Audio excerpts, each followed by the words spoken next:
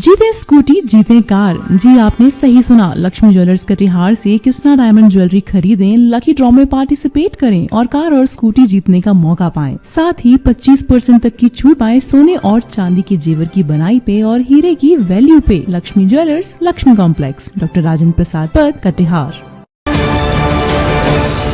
पटना में सिविल और structure engineer ने बिहार सरकार के भवन उप विधि संशोधन 2026 के खिलाफ आवाज़ बुलंद की है।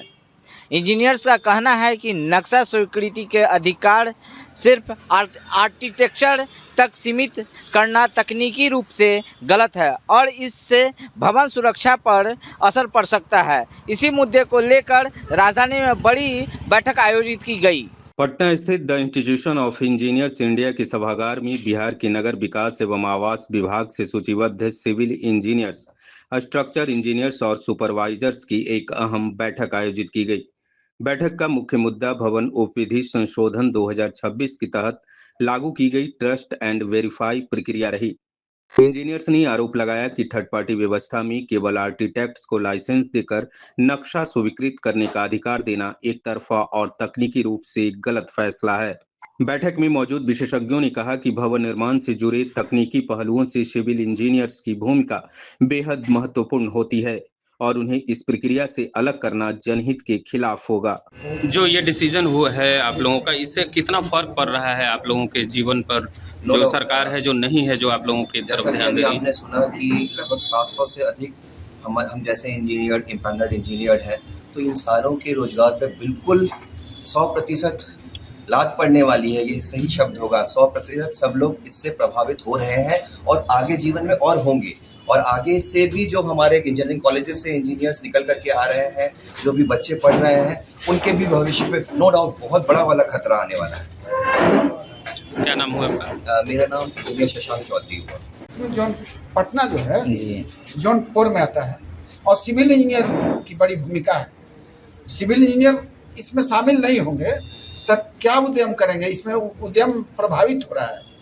अब क्या इंडस्ट्री रह गया रोजगार का? रोजगार का, उद्यम का तो यही इंडस्ट्री बचा हुआ है जो अभी चल रहा था, कंस्ट्रक्शन इंडस्ट्री, वो भी अब प्रभावित हो रहा है। अब अभी क्या है कि बार बार भूकंप के झटके आ रहे हैं, तो बिल्डिंग के स्थायित्व के लिए तो भूमिका सिविल इंजीनियर की ही है। इसलिए सिविल इंजीनियर को कहीं से भी रोकना उचित नहीं है, न्याय संगत नहीं है। क्या नाम हुआ? इंजीनियर सैलेश। बैठक में शामिल इंजीनियर्स ने कहा कि बिहार भवन उपविधि अधिनियम के अंतर्गत आर्किटेक्ट और स्ट्रक्चर सिविल इंजीनियर दोनों समान रूप से सक्षम और अधिकृत हैं। ऐसे में सिर्फ आर्किटेक्ट्स को ट्रस्ट एंड वेरीफाई प्रक्रिया में शामिल करना तकनीकी संतुलन को प्रभावित करेगा। इंजीनियर्स ने यह भी कहा कि भवन सुरक्षा, आपदा प्रबंधन और संरचनात्मक मजबूती जैसे विषय सीधे तौर पर सिविल इंजीनियर्स की विशेषज्ञता से जुड़े हैं। इसलिए सरकार को इस फैसले पर पुनर्विचार करते हुए तकनीकी और वैधानिक पहलुओं को ध्यान में रखकर जल्द संशोधन करना चाहिए। बैठक के अंत में सरकार से मांग की गई कि ट्रस्ट एंड वेरीफाई प्रक्रिया में आर्किटेक्ट्स के साथ साथ स्ट्रक्चर सिविल इंजीनियर्स को भी समान अधिकार दिया जाए। मेरा नाम इंजीनियर अली रजा हुआ। ये जो अभी रूल रेगुलेशन जो अभी आया है, गैजेट में आया है, उसमें सबसे बड़ा मैटर ऑफ कंसर्न ये है कि अगर ये चीज़ इम्प्लीमेंट हो जाता है तो होगा क्या कि जब आर्किटेक्ट को ही सारा पावर दे दिया जाएगा तो होगा क्या कि वो हम लोगों के जो क्लाइंट का जो एक बेस होता है उसको वो डेविएट करेंगे, क्योंकि उनको वो ये तर्क दे सकते हैं कि इनके पास अब कोई पावर नहीं है, तो आपको इनके पास जाने की ज़रूरत नहीं है, क्योंकि 16 मीटर तक के बिल्डिंग का सारा मामला हम देख रहे हैं और फिर आप उनके पास क्यों जाएंगे। दूसरा ये कि जनरली जो बिल्डिंग बनता है वो 16 मीटर तक का ही बनता है। आप आसपास में देखें तो हाई राइज बिल्डिंग कितनी ही बनती है। अगर मास बिल्डिंग की बात करें तो वो उसी सेगमेंट का है और उसी सेगमेंट में हमारा पावर सीज किया जा रहा है। और जब पावर सीज हो जाएगा तो हम लोग किस तरीके से अपना काम करेंगे?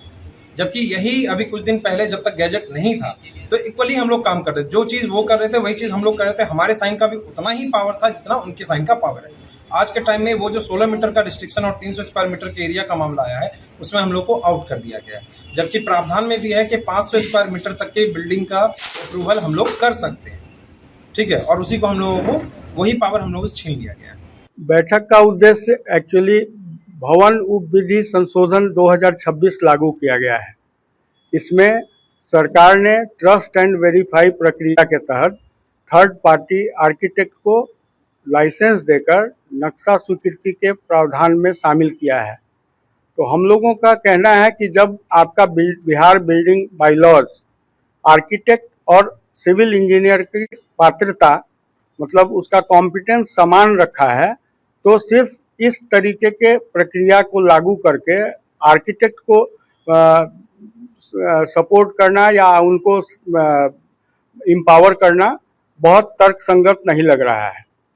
तो इसके लिए हम लोग पहले से भी लगभग 1.5 महीने 30 मार्च को पहली दफ़ा हम लोगों ने मीडिया के थ्रू देखा कि इस तरीके की बातें उठ रही है, तो हम लोग मुख्य सचिव प्रधान सचिव नगर विकास से जाके मिले, तो उनका कोई बहुत साफ सुथरा हम लोगों को आश्वासन नहीं मिला।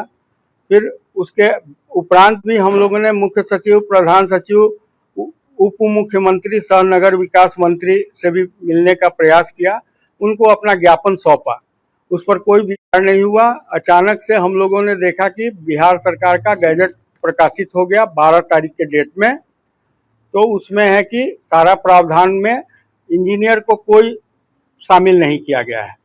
तो हम लोगों का संगठन जो है, हम लोगों का जो समूह है, इसमें 732 लोग UDSD urban development and housing department से हम लोग सूचीबद्ध हैं, और हम लोग का इम्पैनलमेंट के बाद बिहार के हर जिले में हम लोगों की सेवा ली जाती है और नगर निकाय में अपना नक्शा जमा करते हैं। स्वीकृति का अधिकार नगर निगम या नगर पालिका जहां भी है उसके नगर आयुक्त या जो पदाधिकारी हैं उनके द्वारा की जाती है। तो 2015 से यही व्यवस्था है कि आर्किटेक्ट हो या सिविल इंजीनियर हो, सब लोग नक्शा जमा करेंगे नगर आयुक्त के कार्यालय में, नगर निगम नगर निकाय में, और उसके बाद स्वीकृति प्रदत्त की विभागीय। अभी ये ट्रस्ट एंड वेरीफाई प्रक्रिया एक नया लागू किया गया है, इसमें इन्होंने बहुत चालाकी से हम लोगों को कर दिया है। तो हम लोग ये चाहते हैं कि कोई भी तर्क संगत बात बताएं कि इसको हम लोगों को प्रक्रिया से दूर क्यों रखा गया है।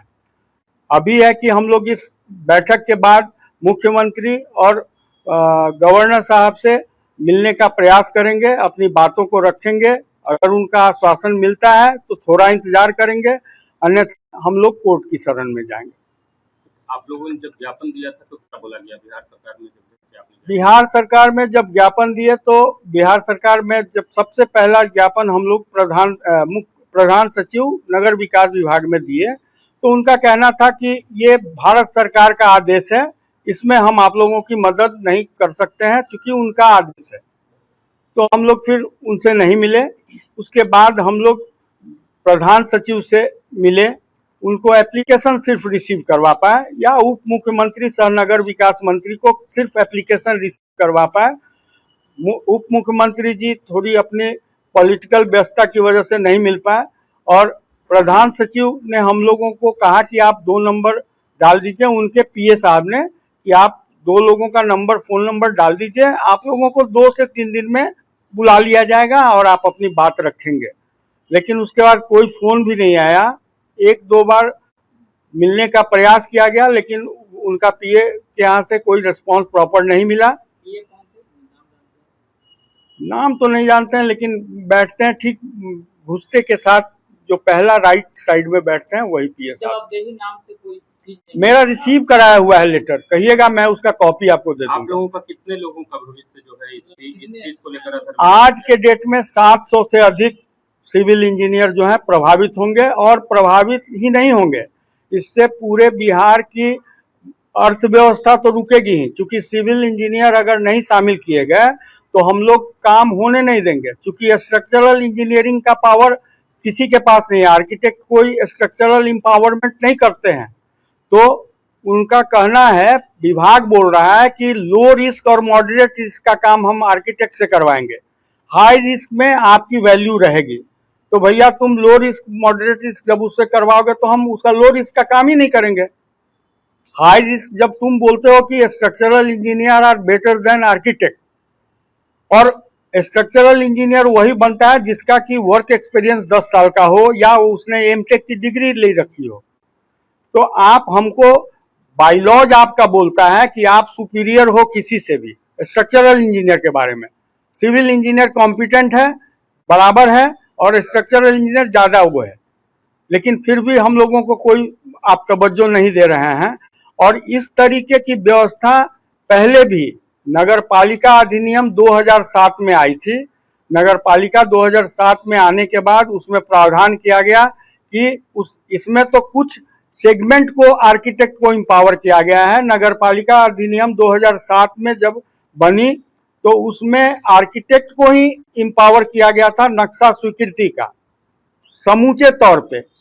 फिर उस समय भी हम लोगों ने विरोध किया और उस समय 2-4 साल में इतना करप्शन हुआ, इतना विषमताएं, इतनी दिक्कतें आने लगी कि डिपार्टमेंट फिर से 2015 में बहाल कर दिया पुरानी व्यवस्था कि नहीं भाई, आर्किटेक्ट और इंजीनियर दोनों लोग नक्शा सबमिट करेंगे, अप्रूवल का पावर डिपार्टमेंट का होगा। आप लोग 700 लोग हैं, लेकिन यहाँ पे सिर्फ 20 लोग हैं। यहाँ सिर्फ हम रिप्रेजेंटेटिव को बुलाए हैं और लोग काम भी कर रहे हैं और दूसरे काम में इसी काम से जुड़े हुए दूसरे प्रोविजंस में लगे हुए हैं। लड़ाई को आप सिर्फ कोर्ट में ले जाएंगे या फिर सड़क पर भी आप लोगों का? नहीं, हम लोग पढ़े लिखे वर्ग से आते हैं।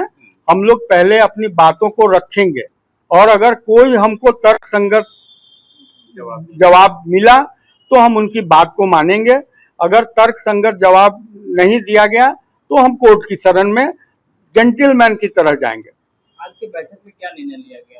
आज के बैठक में निर्णय लिया गया कि बैठक के बाद हम लोग कोशिश करेंगे कि बिहार के मुख्यमंत्री एवं बिहार के राज्यपाल जी से मिले। नहीं मिल पाए तो उनके यहाँ अपनी आवेदन को, अपनी बात को करवा पाए, दर्ज करा पाए। अगर उनका समय मिलता है तो हमारा प्रतिनिधि मंडल जाएगा, उनसे मुलाकात करेगा। अगर हमारी सही दिशा में हमारी मदद की गई तो हम फिर उस तरीके से अपने काम में लगेंगे। अगर देखेंगे कि कोई तर्कसंगत बात नहीं हो रही है तो मजबूरी है, तब तो मजबूरी हम लोगों को कोर्ट के शरण में जाना पड़ेगा। मेरा परिचय इंजीनियर अरविंद कुमार है और मैंने 83-87 बैच में आज से लगभग 40 साल पहले सिविल इंजीनियरिंग की पढ़ाई की। उसके बाद मुजफ्फरपुर में 89 से मैं नगर पालिका। इंजीनियर ने साफ कहा है कि भवन निर्माण और सुरक्षा में सिविल इंजीनियर की भूमिका को नज़रअंदाज नहीं किया जा सकता। अब देखना होगा कि सरकार इस विरोध और तकनीकी आपत्तियों पर क्या रुख अपनाती है। BMW के लिए पटना से अक्षय किशोर। तमसोमा ज्योतिर्गमय गुरुकुल शिक्षा मंदिर संस्थान के साथ बनाए अपना भविष्य। रेगुलर और प्रोफेशनल कोर्सेज, सेकेंडरी और senior secondary courses, law, teachers training courses, pharmacy and nursing के साथ पैरामेडिकल में डायरेक्ट एडमिशन पाए। वेबसाइट विजिट करें या दिए गए नंबर पर कॉल करें। हमारा पता है गुरुकुल शिक्षा मंदिर संस्थान, कल्याण चौक, DS कॉलेज रोड, कटिहार। हमारा वीडियो अगर आपको अच्छा लगा हो तो आप हमारे वीडियो को लाइक करें, शेयर करें और हमारे चैनल को सब्सक्राइब जरूर करें।